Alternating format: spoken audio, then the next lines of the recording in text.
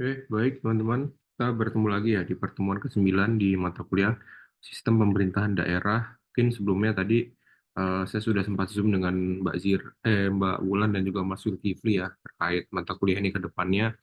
Jadi harapannya mohon teman-teman untuk diikuti peraturan yang ada ya. Nanti saya sampaikan di grup WhatsApp ataupun di adlink nanti.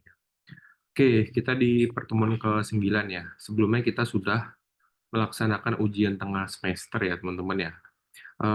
Kemarin saya ada 3 soal yang saya bagikan ke rekan-rekan sekalian, yang mana kebanyakan soal itu bersifat analisis. Nah, mungkin akan kita ulas kembali ya, ataupun kita kilas balik nih UTS sebelumnya seperti apa sih kira-kira jawaban-jawaban dari rekan-rekan sekalian, ataupun yang tepat itu seperti apa.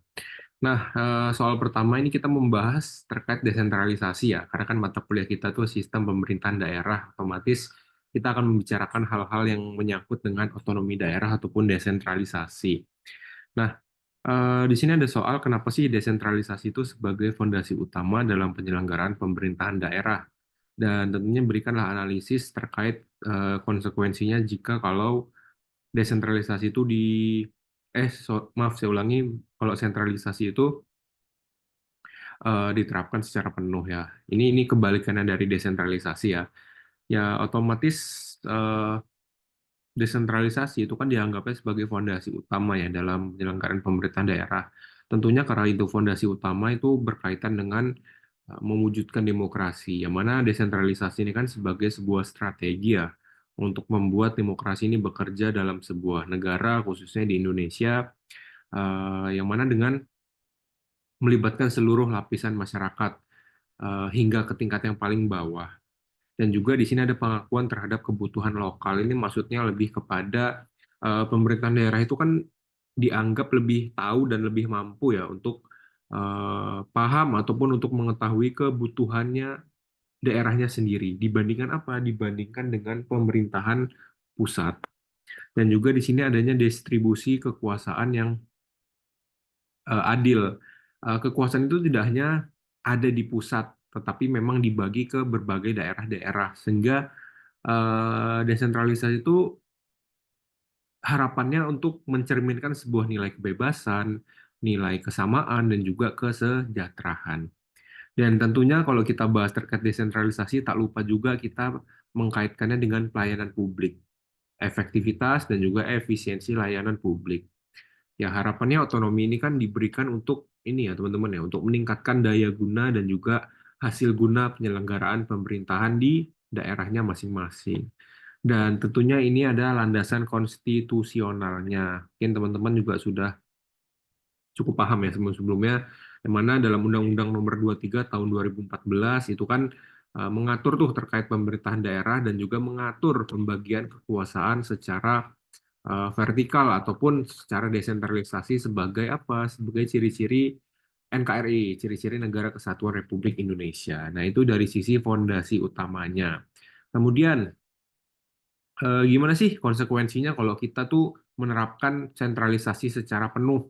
Nah, tentunya yang pertama itu adanya penumpukan kewenangan di pusat. Jadi segala keputusan, kemudian juga segala termasuk ini ya keputusan di tingkat lokal, tingkat daerah itu harus ditetapkan oleh pusat, ditetapkan pemerintahan pusat. Yang mana tentunya ini menyebabkan rangkaian birokrasi itu menjadi lebih panjang dan juga menjadi lebih lambat. Karena dia lambat, tentunya tidak menimbulkan ataupun memberikan dampak, yaitu ketidakmampuan merespon kebutuhan lokal secara cepat. Karena daerah itu tidak punya wewenang ya untuk mengatur urusan rumah tangganya sendiri. Karena apa? Karena otonominya tadi sudah hilang.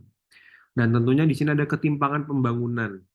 Nah, pusat itu cenderung memprioritaskan wilayah-wilayah tertentunya ataupun wilayah yang berada di lingkaran pusatnya. Mungkin ini sudah dilihat ya ketika zaman era sentralisasinya Soeharto ya, yang banyak dibangun itu kan di Pulau Jawa, di Jakarta sekitarnya, bahkan sampai ada penyebutan Jabodetabek, Jakarta, Bogor, Depok, Tangerang, Bekasi.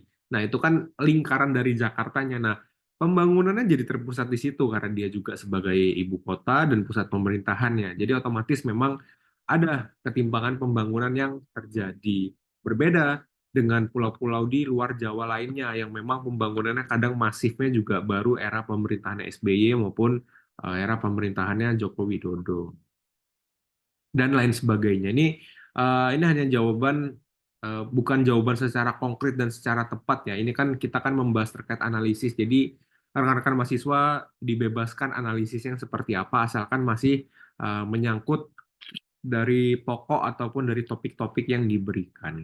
Itu soal nomor satu. Dan soal nomor dua, ini membahas terkait ini ya potensi sumber daya alam ataupun kita membahas terkait PAD, pendapatan asli daerah. Tentunya kalau kita membicarakan terkait ini ya, ini kan membicarakan terkait desentralisasi dan juga optimalisasi ya. Otomatis solusi-solusi yang ditawarkan itu kalau kita sudah membicarakan terkait optimalisasi, kita membicarakan terkait anggaran, yang pertama itu adalah renegosiasi kewenangan perizinan sumber daya alam ya, baik pun di skala kabupaten atau kota ataupun daerah-daerah yang lebih tahu terkait kebutuhannya.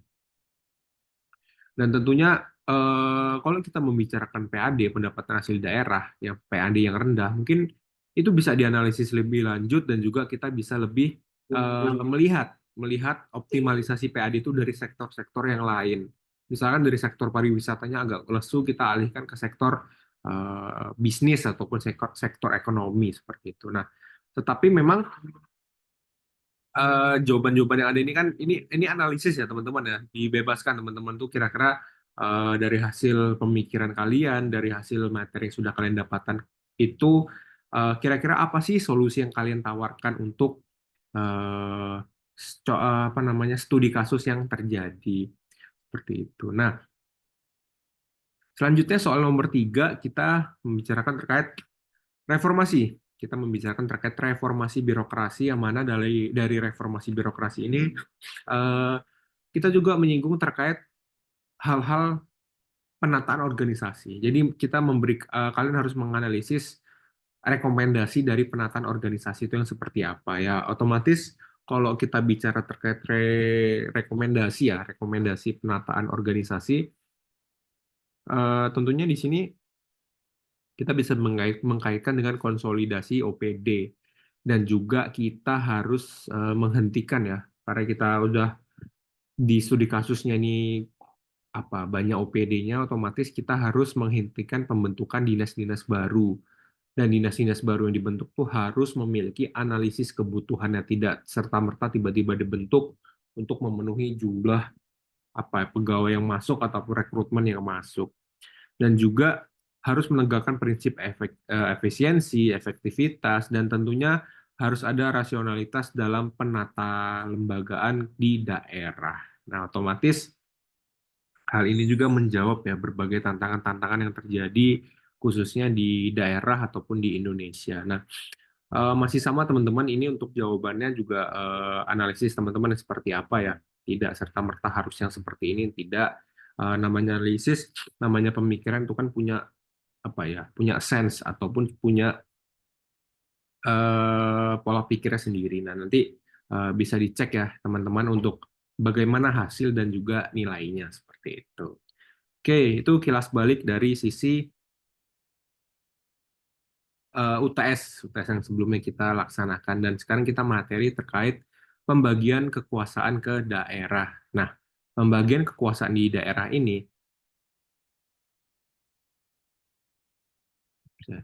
oke, tentunya kita kalau membicarakan terkait urusan konkuren ya, itu kan juga ada dasar hukumnya. Yang mana dasar hukumnya ini yang mengatur Undang-Undang Nomor 23 Tahun 2014 ya. Tentang apa? Tentang pemerintahan daerah. Nah, di sini terdapat konsep penting ya yang disebut dengan urusan pemerintahan konkuren, yang mana urusan konkuren ini adalah urusan pemerintahan yang dapat dibagi antara pemerintahan pusat, antara pemerintahan provinsi, dan juga pemerintahan kabupaten dan juga kota. Artinya ketiga tingkatan pemerintahan ini memiliki sebuah kewenangan untuk menangani urusan-urusan tertentu.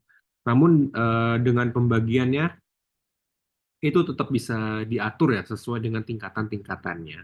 Nah, Secara spesifik, urusan konkuren ini dibagi jadi tadi ya menjadi 3 level ini ya, yang mana setiap pembagian ataupun tingkatannya itu tuh ada kewajiban untuk ada urusan wajib dari pemerintahannya. Nah, urusan-urusan wajibnya ini menyangkut dari pelayanan dasar. Pelayanan dasar itu ya seperti pendidikan, kemudian juga kesehatan, dan juga pelayanan-pelayanan dasar ini menyangkut terkait pekerjaan umum ya seperti jalan dan lain sebagainya. Dan juga di sini ada non pelayanan dasar. Non pelayanan dasar itu lebih kepada sifatnya tuh kayak ketenaga kerjaan, ke perindustrian ataupun bidang-bidang pertanahan. Dan di sini ada pemerintahan pilihan. Nah, pemerintahan pilihan ini adalah urusan yang secara sukarela dapat diambil oleh daerah ya, sesuai potensi daerah ataupun potensi lokalnya yang seperti apa.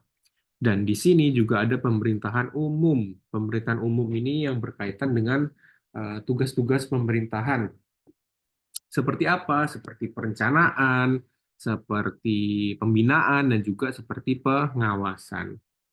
Nah, tentunya dengan apa ya, dengan materi ataupun dengan dasar hukum dan urusan konkuren ini, kalian sebagai mahasiswa itu diharapkan mampu membedakan apa saja sih urusan-urusan yang menjadi tanggung jawab di masing-masing tingkatan ini, baik di pemerintahan pusat, provinsi maupun di dalam kabupaten atau kota. Dan inilah sistem desentralisasi di Indonesia.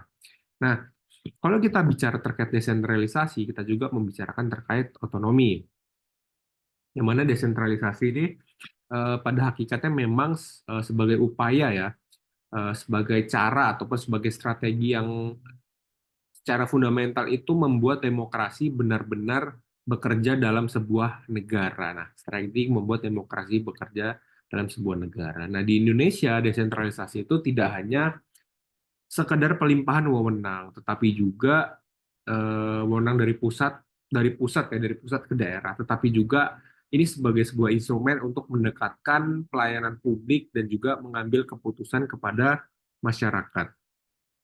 Nah, tetapi penerapan desentralisasi itu juga membawa apa ya? Membawa sejumlah dampak. Nah, salah satunya adalah memunculkan potensi konflik yang vertikal. Konflik-konflik ini antara pemerintah pusat, pemerintah provinsi, dan juga kabupaten atau kota. Karena adanya apa ya? Adanya tarik-menarik ya, tarik-menarik kewenangan dan juga tarik-menarik terkait sumber daya. Dan terkadang juga mungkin teman-teman sudah mendengar ya terkait tumpang tindih regulasi, tumpang tindih kewajiban dan lain sebagainya. Dan di sisi lain desentralisasi, tetapi walaupun ada sisi negatif ataupun sisi kurangnya, tapi tentunya desentralisasi juga punya sisi positif ataupun sisi baik. Nah, desentralisasi justru membuka sebuah ruang partisipasi ini ya masyarakat yang memang seluas-luasnya, mulai dari tingkat provinsi hingga ke desa, hingga ke kelurahan, hingga ke tingkatan-tingkatan bawahnya. Jadi warga tuh dapat terlibat secara aktif ya dalam proses apa? Proses kebijakan publik.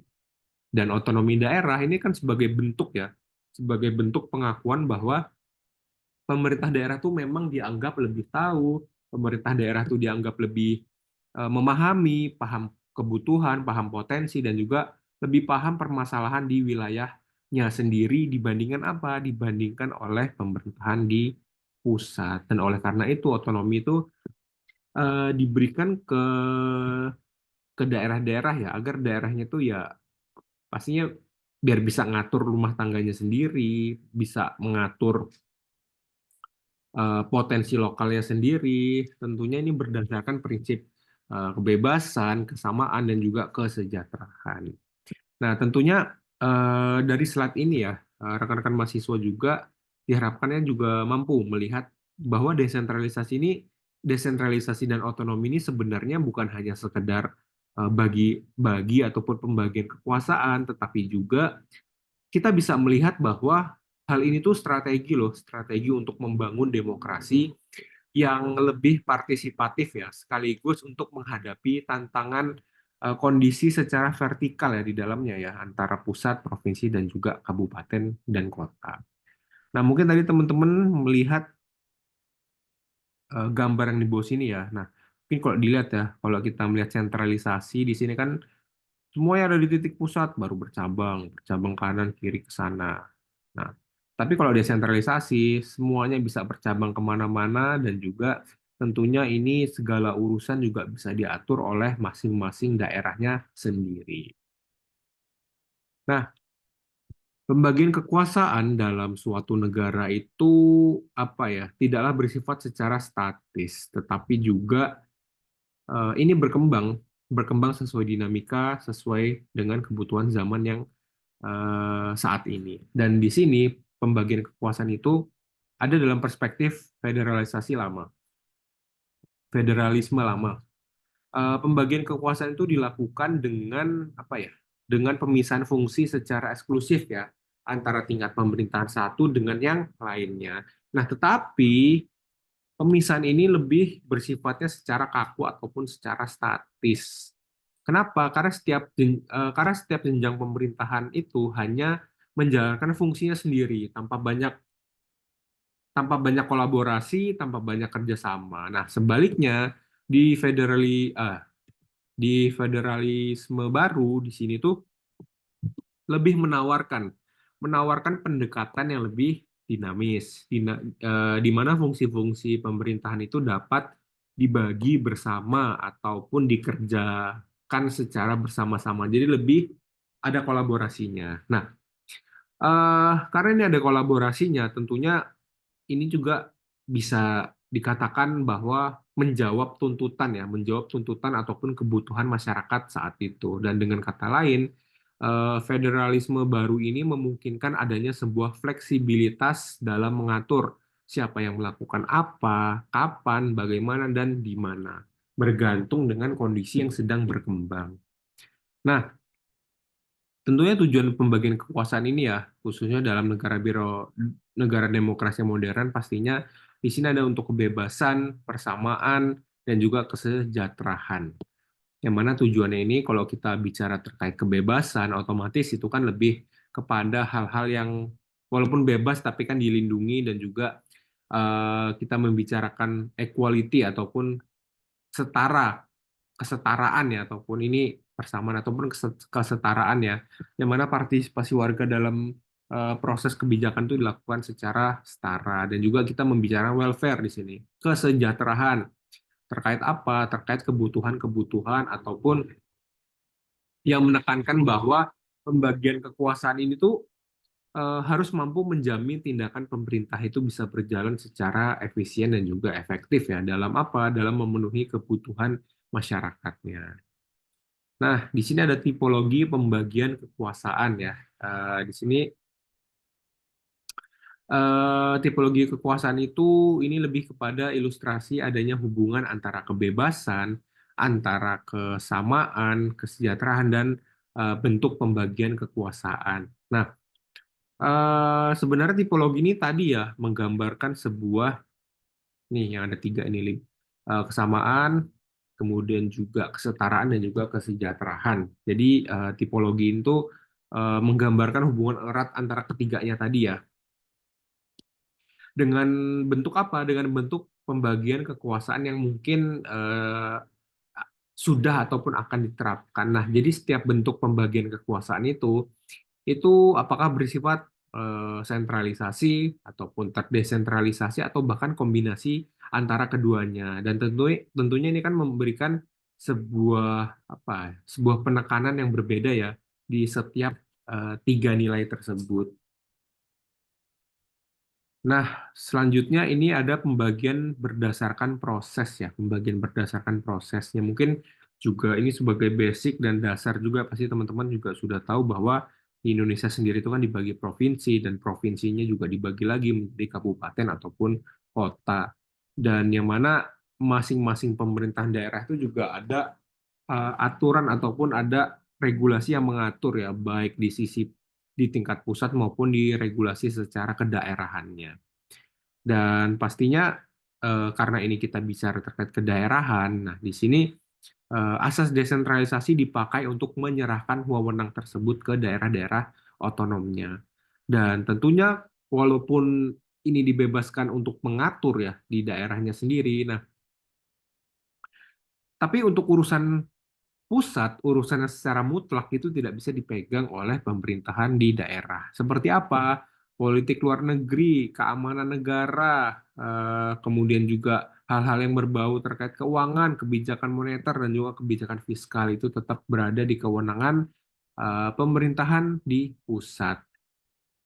Oke, pembagian berdasarkan fungsi. Ada 6 kekuasaan negara ya. Mungkin yang pertama ada konstitutif ya, ada MPR ini seperti ranahnya legislatif ya. Tapi kalau di sini kan kita membicarakan MPR, otomatis ini adalah wewenangnya untuk mengubah dan juga menetapkan undang-undang.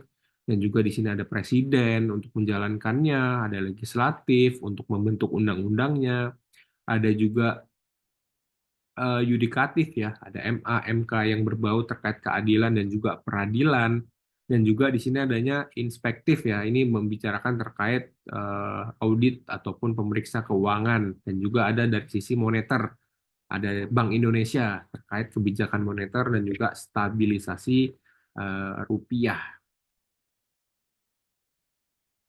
Oke, pembagian kekuasaan di tingkat daerah ya, mungkin teman-teman juga sudah sangat paham ya apa saja yang dibagi di daerah ya. Tentunya ada provinsi yang dipimpin oleh gubernur dan juga ada DPRD di provinsi. Nah, tapi juga di bawahnya ada kabupaten kota, ada bupati, ada wali kota, ada DPRD di tingkat kabupaten dan juga kota. Nah, inilah yang terkadang kalau kita membicarakan pembagian kekuasaan dan kalau kita kaitkannya dengan pemekaran wilayah ya misalkan itu juga menjadi sebuah dalam tanda kutip pembagian kekuasaan juga. Kenapa? Karena setiap daerah yang dimekarkan, otomatis kan di situ ada aktor-aktor pimpinan yang kosong. Maksudnya adalah siapa yang memimpin daerah pemekaran tersebut. Itu pasti harus ada yang mengisi, baik bupati ataupun wali kota ataupun jajarannya. Dan kalau ada pemekaran wilayah, otomatis itu juga akan ada DPRD-nya, ada DPRD kabupaten ataupun DPRD kabupaten kota. Nah, disitulah terkadang ada pro dan kontra ya terkait pembagian saya ulangi terkait pemekaran wilayah karena di situ juga sebenarnya dalam tanda kutip bisa celah untuk pembagian kekuasaan di tingkat daerahnya ini. Oke, berdasarkan hasil pembahasan kita sebelumnya ya materi-materi kita sebelumnya bahwa dapat disimpulkan tentunya di negara kita itu punya 3 jenjang pemerintahan. Ada pusat, provinsi, dan juga kabupaten dan kota. Dan ketiga jenjang ini memiliki urusan pemerintahan yang tentunya masing-masing itu diatur dalam peraturan perundang-undangan ataupun regulasi ya. Ada Undang-Undang Nomor 23 Tahun 2014, yang mana pembagian kekuasaan ini antara ketiga jenjang tersebut itu sangat ya pastinya sangat penting ya untuk berkaitan ke keseluruhannya ya untuk menjelaskan peran dari masing-masing sektor itu seperti apa, perannya pusat apa, provinsi apa, kabupaten kota apa. Nah, tentunya kalau punya kejelasan peran harusnya sih tidak terjadi tumpang tindih kewenangan antara pusat dengan daerah misalkan. Tetapi kan kadang tantangannya di Indonesia itu masih adalah hal-hal yang terkait ketimpangan apa bukan ketimpangan tumpang tindihnya ataupun hal-hal yang menyangkut ego sektoralnya seperti itu. Nah, begitu rekan-rekan mahasiswa pertemuan ke-9 kita di mata kuliah Sistem Pemerintahan Daerah. Jikalau teman-teman ada yang ingin ditanyakan, silakan kita bisa berdiskusi di Adlink ataupun bisa di grup WhatsApp ataupun kalaupun malu di grup bisa bisa silakan chat WA pribadi saya. Mungkin seperti itu. Selamat menyaksikan video ini sampai selesai. Terima kasih.